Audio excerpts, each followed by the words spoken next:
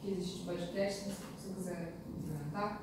O talk show, que é o que o Fernando chamou de mesa de bar, né, que são 2 ou mais pessoas sentadas numa mesa, conversando.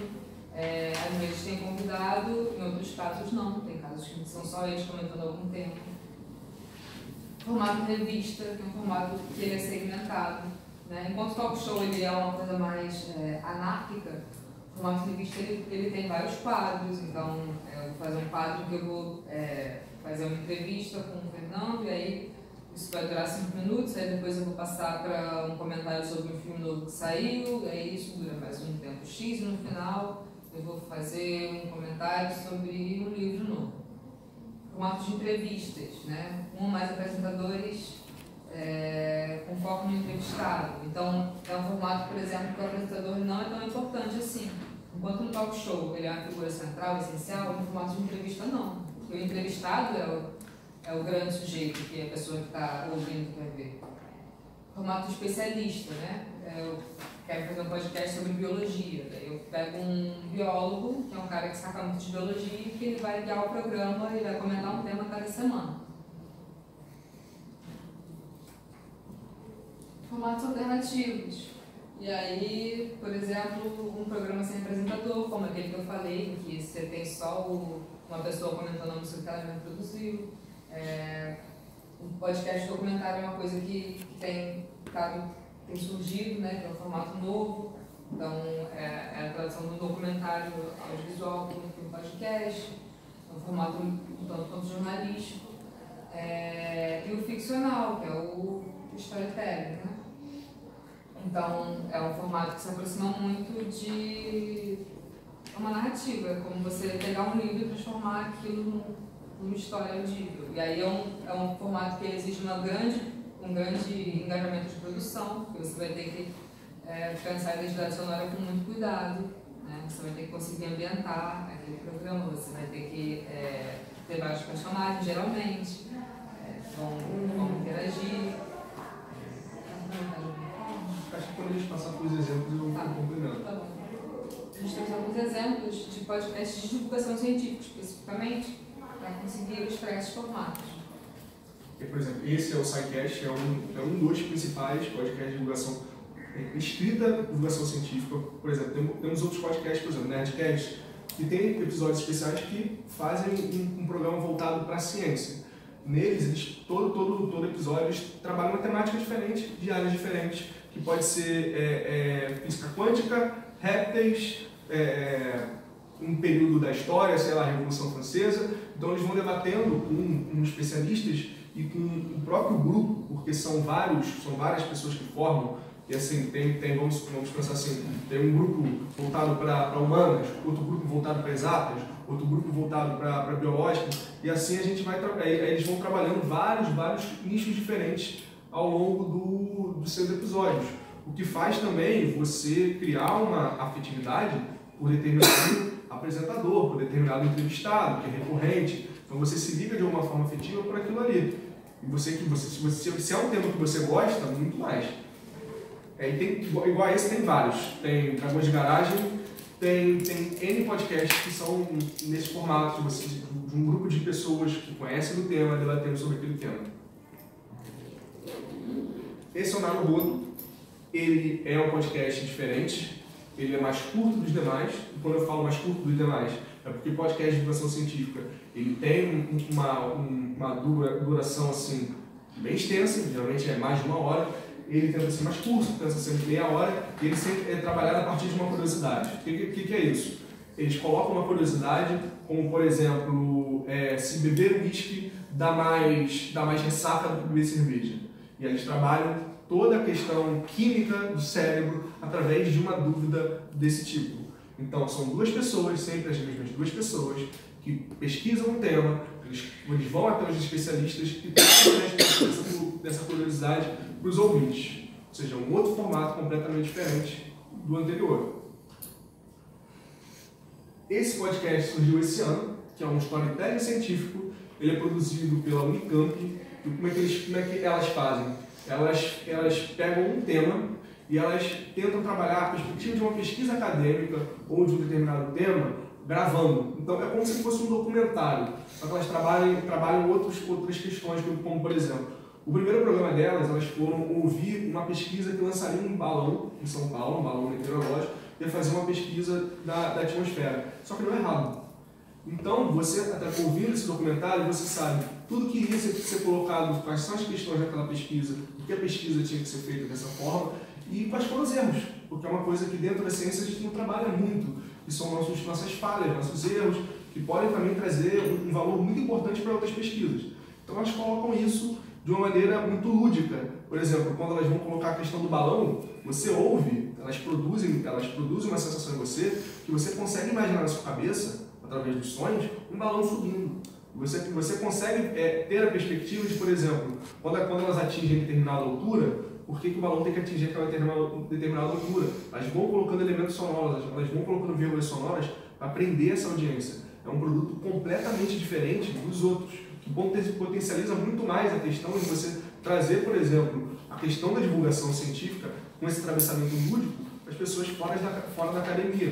Porque acho que os formatos anteriores de pessoas falando, pessoas conversando, lembra muito do que é a universidade, dessa estrutura nossa. Então, quando você atravessa com um aspecto lúdico, você tem uma potencialidade de exploração enorme para levar para outros públicos, principalmente públicos daqueles que a gente já falou, pessoas mais novas e pessoas mais velhas que ainda não estão tão afeiçoados assim sobre o que é podcast. E aí, para pensar, pensando nisso tudo, quais são os programas que são similares ao seu e no que o seu se diferencia, né? E se o seu programa fosse escrito de dois outros, quais seriam eles, né? Ele junta o que é com o que? É humor com esporte? É um formato de storytelling, mas com um tema muito duro, como ciência, por exemplo? O que está misturado nesse bolo para criar o seu podcast? É interessante falar só apontar um negócio que, como ela falou de nicho, tem nichos muito específicos, por isso que é importante entender o público. Ano passado teve um crossover de 2 podcasts brasileiros. Um era de aeromoços e aeromoças, ou seja, era um podcast produzido por aeromoças e aeromoças contando a sua história de trabalho, e o outro era um podcast de especialistas de naves de aviões de empresas brasileiras. Ou seja, eles fizeram um crossover, tipo assim, coisas que eu pessoalmente nem sabia que pessoas poderiam ter esse nicho específico. Eles não só têm esses 2 nichos específicos, como eles conseguiram correlacionar seus 2 nichos dentro de um produto, de um programa correlato. E outros que a gente vai pensar, frequência, sazonalidade e duração. Quantas vezes o programa vai passar? Vai passar uma vez por mês, uma vez por semana? De quanto tempo ele é publicado? Sazonalidade, né? Que é publicado o ano inteiro sem parar ou uma vez por ano só? Por exemplo, se você produz um formato ficcional, é importante que ele seja sazonal, porque você vai ter que pensar um roteiro, né? Se eu faço, por exemplo, uma série sobre história de amor no podcast, eu tenho que criar aquilo durante, sei lá, 6 meses, produzir e aí depois ir lançando ele ao longo de outros 6 meses. Eu não posso fazer aquilo direto. Geralmente você não tem recurso para isso. Duração, quanto tempo dura o seu programa? 20 minutos? 1 hora? 40 minutos? Geralmente no podcast assim, qual o mínimo e qual o máximo de tempo? Não tem nem mínimo, nem máximo de tempo. Tem um podcast brasileiro que o nome dele tipo o maior, algo do tipo, o menor tempo possível do maior número de podcast. Então ele tem um nome enorme desse tipo e ele dura tipo 2 segundos, 3 segundos. É um cara falando uma palavra e termina o podcast. E você tem podcasts de 6 horas no Brasil. Por exemplo, tem um podcast chamado Xadrez Verbal, que ele trabalha perspectivas de política internacional. Então, em determinados temas, como por exemplo, eleição dos Estados Unidos, eles vão ter um bloco só para falar dos Estados Unidos, que é de 3 horas. Então você tem programas assim muito extensos. Acho que a questão não é muito tempo, mas eu acho que a questão é quando você atravessa a questão do tempo e qualidade do seu áudio. Quanto maior a qualidade do seu áudio, maior vai ser o arquivo final. Então, um programa de um podcast que bota aí de 1 hora, 1 hora e meia, tem por volta de 100 megas, se você tiver uma qualidade ok. Então, é uma coisa que você tem que ver quando você pensa no seu público, que às vezes não adianta você fazer um podcast muito grande, se o arquivo do áudio ficar enorme e seu público específico tiver receio de baixar um arquivo de, sei lá, 300 MB para ouvir. Então, por questão do tempo, não tem limite. Tanto máximo quanto não tem limite para a diversidade do público. E se a gente está falando de um público, por exemplo, de uma divulgação científica para pesquisadores, né? Ou seja, uma divulgação científica mais direcionada, ou uma divulgação científica de divulgação científica, ele demora um pouco mais do que 20 minutos por causa... Sim, e aí justamente é a questão de como trabalhar a divulgação científica. Por exemplo, aqui na UF a gente teve um podcast que ele nem é áudio, ele é em vídeo, mas ele era disponibilizado através do feed RSS, que é do Instituto de Medicina. Então, o que eles faziam? É curto e eles trabalhavam um tema, sei lá, eles pegavam uma doença e revisavam os novos artigos que saíram sobre aquela doença. Então, essa divulgação científica não era eles falando propriamente dos artigos, mas era muito mais eles trabalhando as referências. Então, um podcast curto. Ter uma experiência... curto para você? De repente... Pode ter até 10 minutos. Legal. Até 10 minutos. Okay. Tem um que também é até menor do que esse, que é de 5 minutos, que é do Instituto de Química de uma universidade de Portugal, que eles chamam Química das Coisas. Então, como é que eles trabalham a divulgação científica? Cada episódio, eles pegam um aspecto e trabalham a questão química daquilo. Então, por exemplo, eles pegam sexo, eles trabalham toda a questão química que é atravessada pelo sexo. E aí, você que ouve corriqueiramente aqueles podcasts, você já vai se munindo de elementos dos outros podcasts, para quando eles trabalharem, por exemplo, álcool no organismo, você já vai saber o que é dopamina, o que são as outras coisas que tem esse atravessamento. Outra pergunta é, necessariamente precisa ser serial, ou seja, precisa ser um programa ou a unidade, eu quero divulgar um artigo, então eu faço um podcast daquele artigo, ou isso não funciona nessa linguagem? Não, necessariamente funciona. A questão de ser seriado, é entendido podcast hoje, tanto a série quanto o arquivo único. Mas vamos pensar, por exemplo, eu sou um pesquisador e quero quero repassar meus próprios artigos para um áudio, eu tenho no site e quero disponibilizar, eu falando dos meus artigos. Porque às vezes quando a gente vai para uma banca, a gente tem ali 20 minutos, a gente não consegue falar a totalidade da nossa pesquisa. Então, você pode. E aí, a periodicidade é a periodicidade dos seus arquivos. Vamos supor, você dá uma aula, você tem uma aula, você está trabalhando com os alunos e você quer estender a sua aula trabalhando outros tópicos que você não pode apresentar em aula no podcast. Também é uma coisa. Você, por exemplo, dessa maneira de aula que eu estou pensando, você pode ali criar um conteúdo. Vamos supor, você vai dar 12 aulas num período, você pensa 12 episódios, você grava aqueles 12 episódios e fica armazenado lá, você cria seu podcast. Conforme as turmas vão mudando, eles já têm os arquivos prontos. E você é só eles acessarem e influírem. Eu acho que é pensar muito assim, o que eu quero passar e para quem que eu quero passar e como que eu vou passar. Vamos pensar assim, em termos de produção científica. A gente tem uma tese.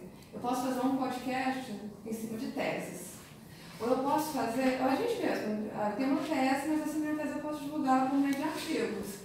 Só que um artigo só, não cabe a minha tese dentro de um artigo. Então eu vou fragmentar em diferentes artigos para trabalhar aquele assunto. Né? E às vezes até coisas que não estão na tese eu vou trazer para aquele artigo, mas eles são mais específicos. Ou então eu posso segmentar mais ainda, eu posso trabalhar conceitos, né? Dependendo do público, eu já posso apresentar a tese com uma coisa mais robusta, maior, um podcast de 1 hora, a gente discutindo sobre a tese.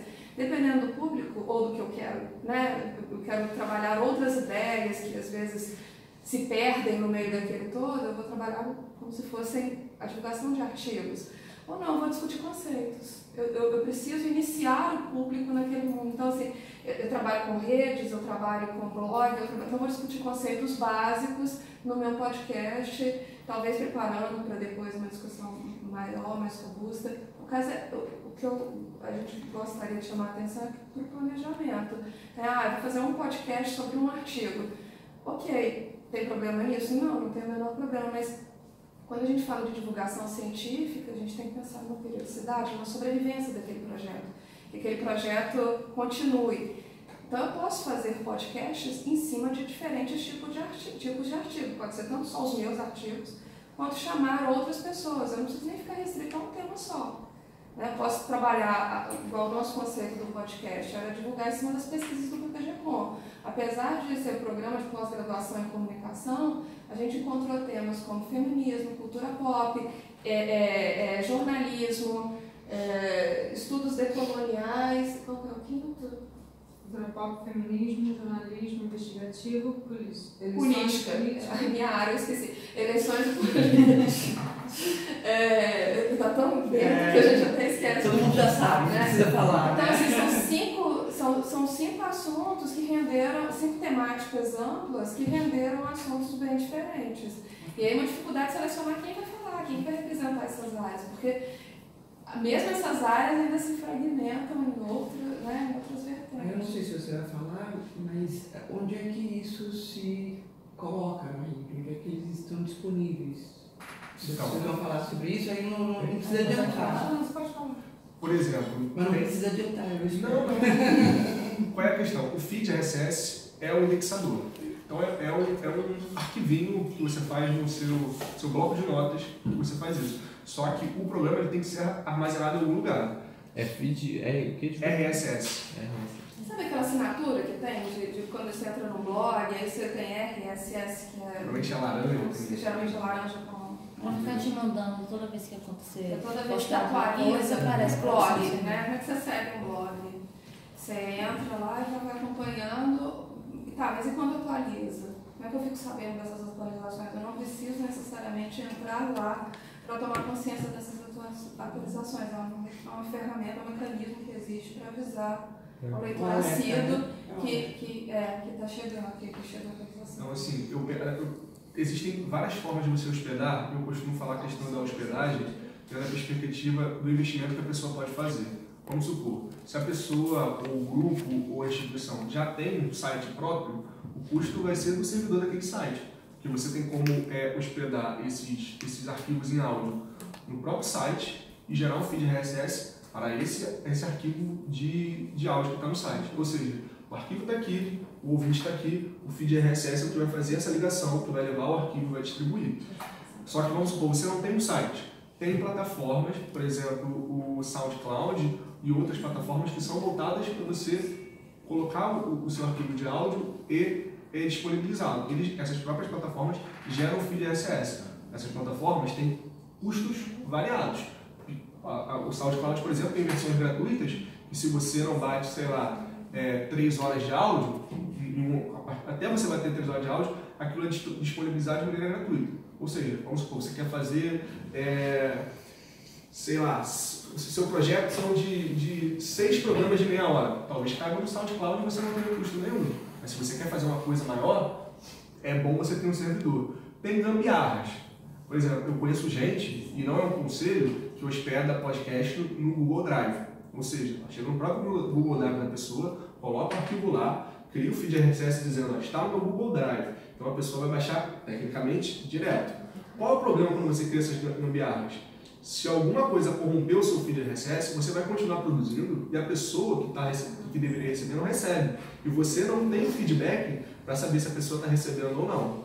Então é muito complicado. Por exemplo, tem no Brasil, principalmente no Brasil, quando a pessoa não quer gastar dinheiro com isso, eles colocam um arquivo em áudio num site chamado archive.org, que é meio que um arquivo de conteúdos digitais da cultura mundial.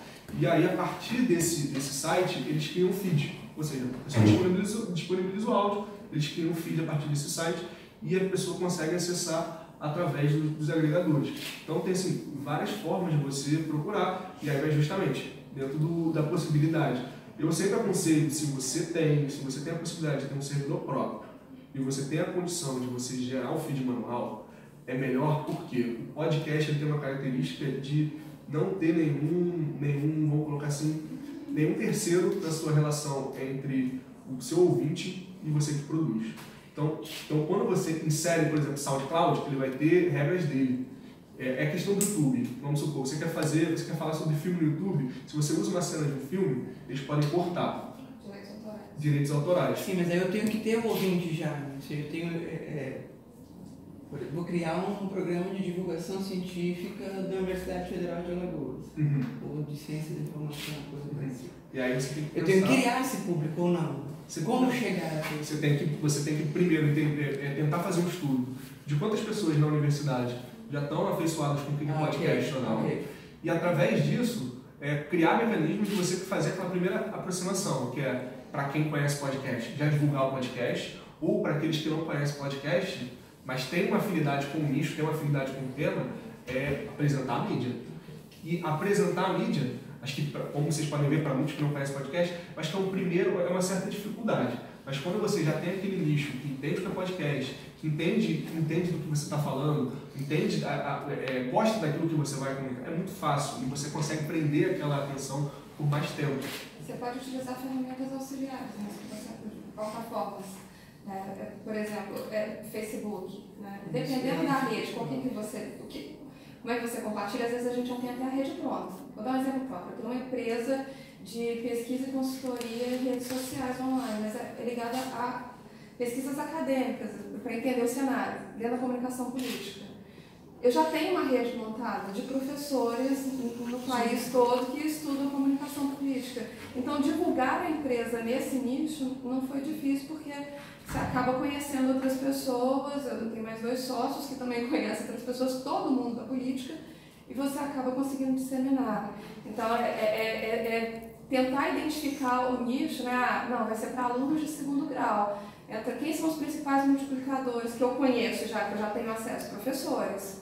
Né? Às vezes eu não tenho acesso ao aluno, mas eu tenho acesso aos professores que podem me ajudar, num primeiro momento, a começar esse processo de divulgação, que as pessoas tomem conhecimento. É tudo entender o público e como chegar até ele, né?